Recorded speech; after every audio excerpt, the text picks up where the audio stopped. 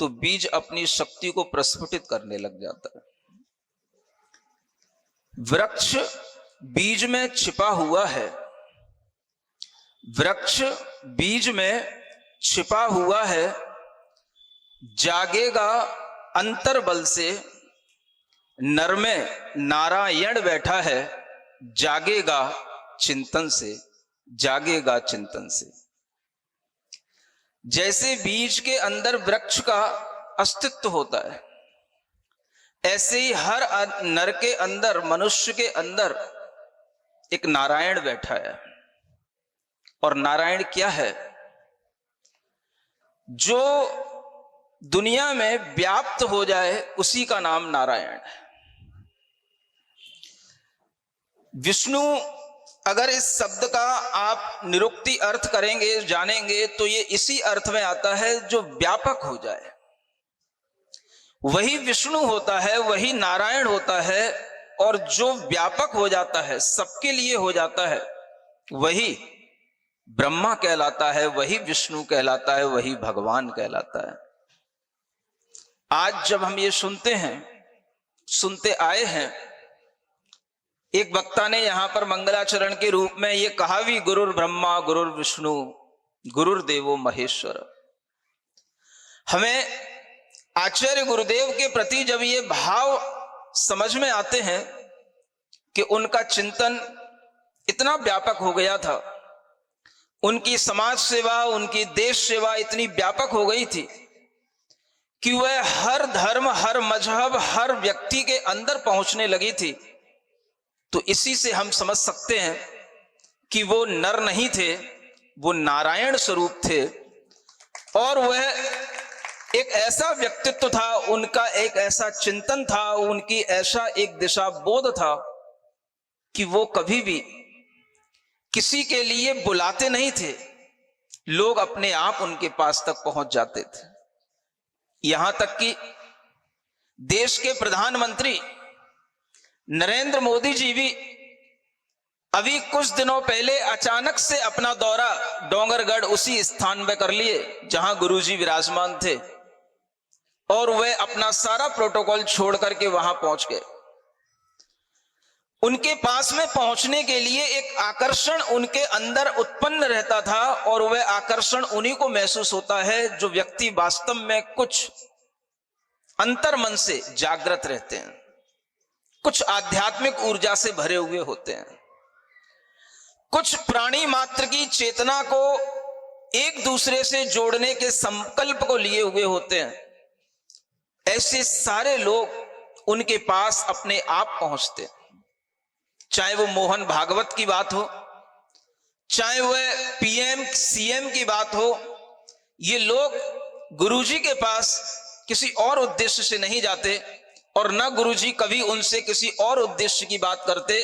जब भी ये लोग जाते तो उनके चरणों में बैठते थे, बैठ करके उनके पास से जो आध्यात्मिक ज्ञान था वो आध्यात्मिक ज्ञान लेते, और उससे अपने अंदर एक ऊर्जा महसूस करते कि हमें कोई दिव्य दृष्टि देने वाला अगर कोई महात्मा इस दुनिया में है तो वह आचार्य श्री विद्यासागर महाराज हैं, जिनके पास पहुंच करके हमें कोई राजनीति की बातें नहीं मिलती, कोई हमें राग द्वेष की बातें नहीं मिलती, जिनके पास बैठ करके हमें मानव उत्थान की बातें मिलती हैं, जीव के कल्याण की बात मिलती है, शिक्षा जगत की बात मिलती है, भारत के विकास की बात मिलती है, देश के विकास में क्या क्या पहलू आगे आ सकते हैं उन सब की बात मिलती है।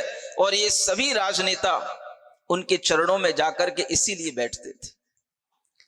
जब गुरु जी का गमन हो गया, और गमन होना तो हर जीव का निश्चित होता है, यही इस संसार का एक शाश्वत नियम है, और यही नियम हमेशा हर किसी को याद में रखना चाहिए।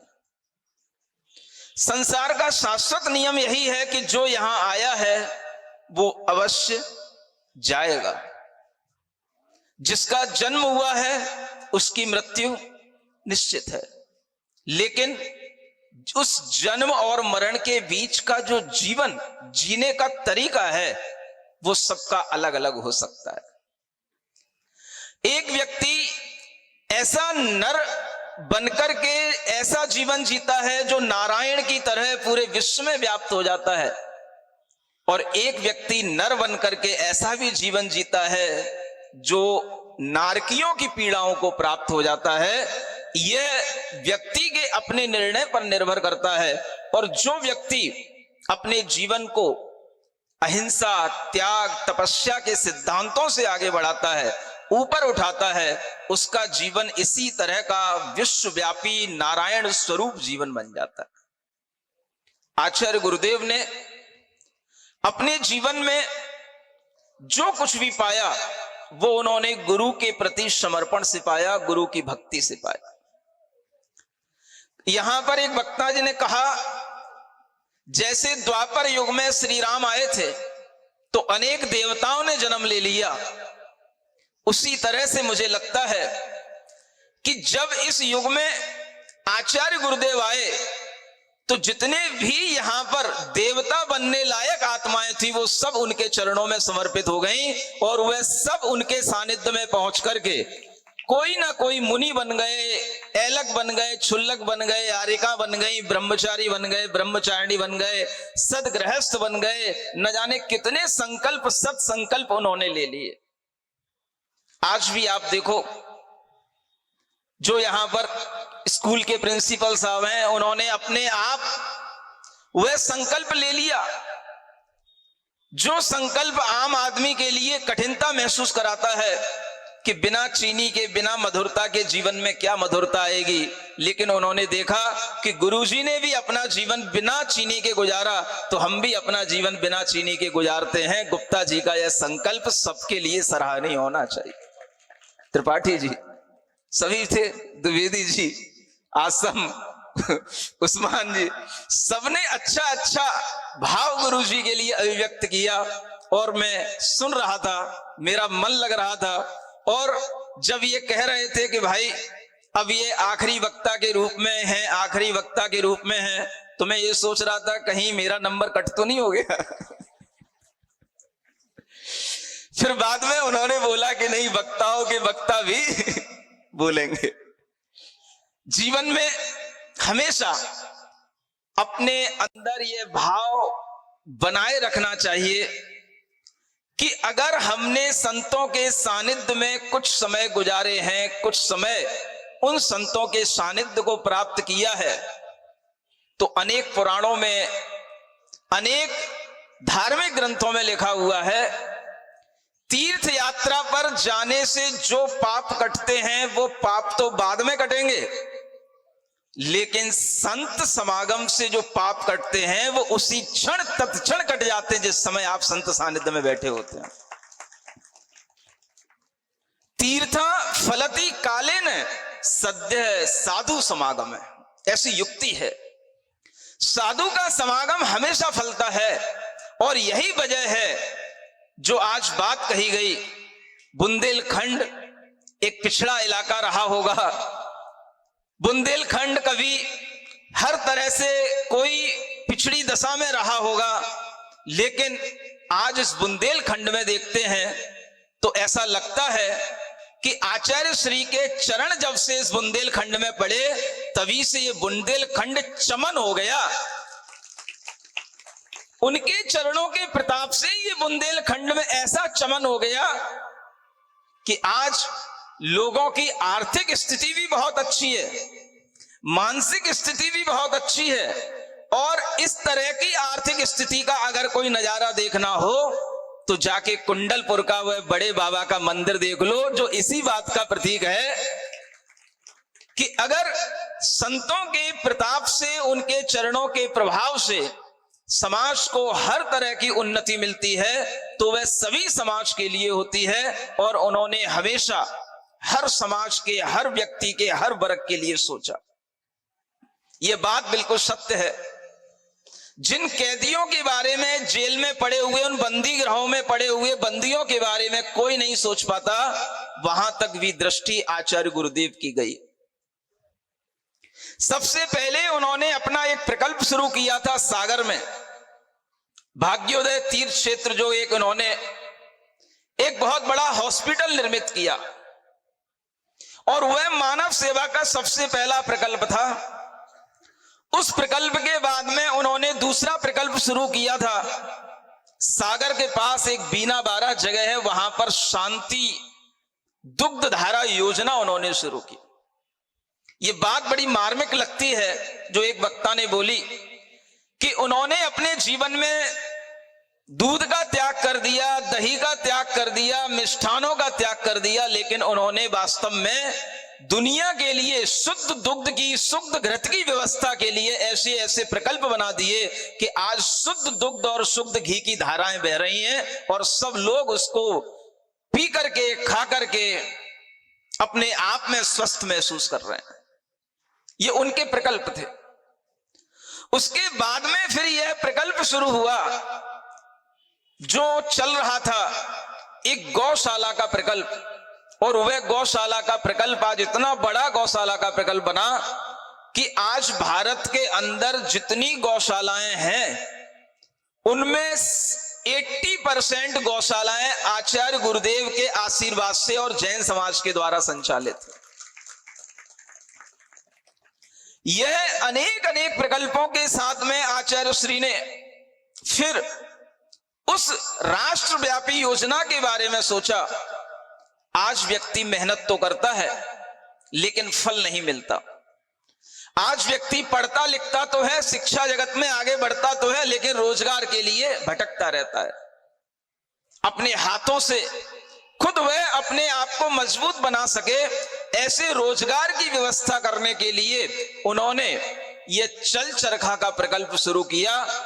खुद अपने हाथों से मेहनत करो, मजबूत बनाओ अपने आप को और खुद अपने हाथों से धन का अर्जन करो। किसी के सामने भीख मत मांगो, नौकर मत बनो, खुद अपने मालिक बनो, अपनी मेहनत खुद करो। इस तरह का प्रकल्प उन्होंने इसीलिए दिया ताकि व्यक्ति बड़े बड़े डिग्रियां पाने के बाद भी रोजगार के लिए, एक सामान्य सा एम्प्लॉय बनने के लिए भटकता ना फिरे। और इस तरह के प्रकल्पों को जब हमने देखा तो उससे अनेक अनेक ऐसे डिग्रीधारी लोग जो विदेशों से भी आकर के इन प्रकल्पों में शामिल हुए, जिन्हें पैसे की जरूरत नहीं थी लेकिन जिन्हें वास्तव में एक ऐसी भावना थी कि हम अपने जीवन में भी प्राणी मात्र के लिए कुछ कर सकें। वह सोशल सर्विस करने के लिए अगर उन्हें कोई अच्छा प्रकल्प मिला तो अनेक पढ़े लिखे लोग आकर के ऐसे प्रकल्पों से जुड़ गए। कोई हथकरघा से जुड़ गया, कोई आयुर्वेद का हॉस्पिटल बना उससे जुड़ गया, कोई शांति दुग्ध धारा की योजना से जुड़ गया और अनेक अनेक लोगों ने इस तरह से मानव सेवा के भाव से आगे आ करके गुरुजी के चरणों में समर्पण किया। तो ये लगता था कि वास्तव में जैसे द्वापर युग में श्री राम का जन्म हुआ था, मुझे हमेशा ये महसूस होता था जब भी मैं गुरुजी के सानिध्य में रहता था। उनके सानिध्य में हमने कम से कम 15 वर्ष उनके सानिध्य में, उनकी चरण छाया में व्यतीत किए और हमारे मन के अंदर हमेशा ये भाव लगता था कि मैंने गुरुजी को नहीं देखा, मैंने मानो श्री राम को ही देखा है। उसी कुंडलपुर में कुछ भक्तियों के भाव मेरे अंदर उमड़े तो हमने कुछ भाव बनाए थे। आज इस प्रसंग में वह भाव मुझे बताने लायक लग रहे हैं। जब मैं बड़े बाबा को देखता था तो मुझे लगता था कि बड़े बाबा आदिनाथ भगवान में हमें भगवान दिखाई देते हैं, और जब मैं छोटे बाबा गुरुदेव को देखता था तो उसमें मुझे श्री राम दिखाई देते थे। ऐसे भाव जब मेरे अंदर आए तो मैंने कुछ शब्द संयोजना की थी, सुना दो। आप लोग थक तो नहीं गए बैठे बैठे? श्रद्धा की आंखों से देखो, पत्थर में भगवान दिखे हैं। श्रद्धा की आंखों से देखो, पत्थर में भगवान दिखे हैं। गुरु दर्शन में भगवती मूर्ति, हमको तो श्री राम दिखे हैं, हमको तो श्री आप लोग भी बोल सकते बीच बीच में, मना नहीं है मेरे साथ बोलने में। श्रद्धा की आंखों से देखो पत्थर में भगवान दिखे हैं। श्रद्धा की गुरु दर्शन में भगवती मूर्ति, गुरु दर्शन में भगवती मूर्ति। हमको तो श्री राम दिखे हैं, हमको तो श्री राम दिखे हैं, हमको तो। बाट जोहते बीती उमरिया, नैना सूखे टूटी कमरिया। बाट जोहते बीती उमरिया, नैना सूखे टूटी कमरिया। कुटिया में वो जब आएंगे, मीठे बेर उन्हें भाएंगे, मीठे बेर उन्हें भाएंगे। बाट जोहते बीती उमरिया, नैना सूखे टूटी कमरिया।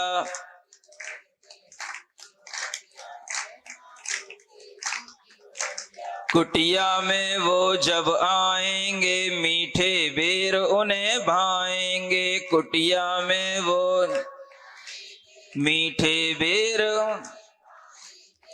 पूर्ण हुई जब कठिन परीक्षा, पूर्ण हुई जब, तब सबरी को राम दिखे हैं, तब सबरी को। श्रद्धा की आंखों से देखो पत्थर में भगवान दिखे हैं। श्रद्धा की